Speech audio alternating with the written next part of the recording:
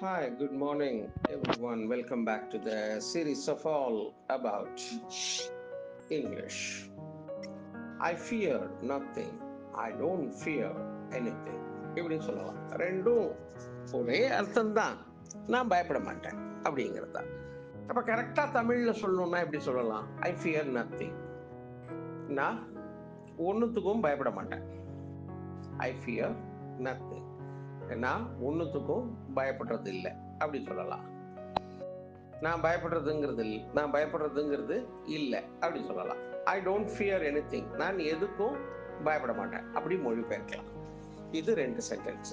ஆனா இப்ப விஷயம் என்னன்னா, நேட்டிவ் ஸ்பீக்கர் இப்படி சொல்றது இல்ல.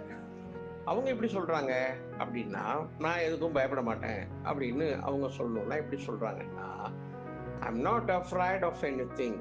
அப்படிதான் அவர்கள் அதனை பயன்படுத்துகிறார்கள். நான் எதற்கும் பயப்படுறதில்லை அப்படிங்கிறத I'm not afraid of anything அப்படி அவர்கள் பயன்படுத்துகிறார்கள். இந்த வேறுபாடுக்காகத்தான் இந்த பதிவு.